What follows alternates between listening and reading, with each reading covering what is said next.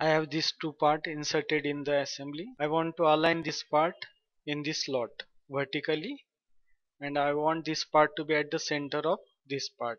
At first I will rotate this part so that it will be easy to visualize the position. Click on this rotate component and just press the first button and drag the mouse, zoom it and rotate it. So in the final position it will be vertical like this. Okay, then click on mate, then click on the surface. I want to match this surface with the internal surface. Click on this surface, orbit it and select this internal surface, so it is matched with that surface. Then click on OK. Then this is the one position. Second position I want to shift it there. For that again click on this surface. I will match this surface with this surface. Now this has position in that slot. The size is larger actually. We will also see that how to edit the size of this part. Then next will be to place this part at the center of this part. Click on OK. For that at first we will have to do some calculations. At first we will measure the dimension. Click on evaluate, click OK here, measure, select this line.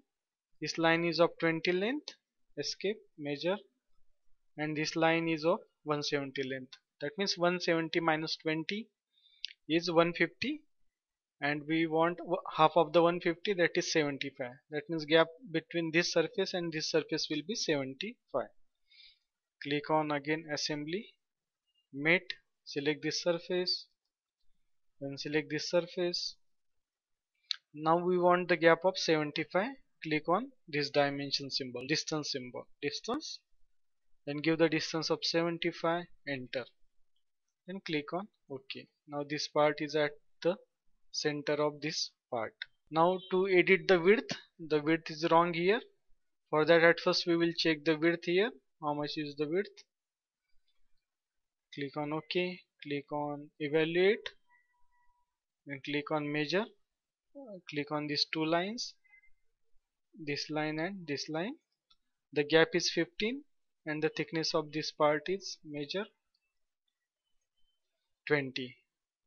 That means it needs to be 15. For that this is the second part. Click here, and this is the extrude.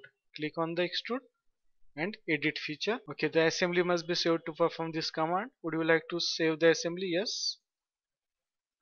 Give assembly 1, save, then save the older merger file, save. Then we need to edit the thickness. Here is the thickness needs to be 15.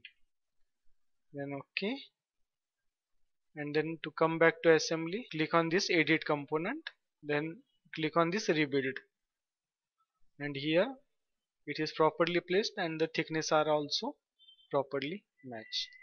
That's all. Thanks for watching. We will stop here.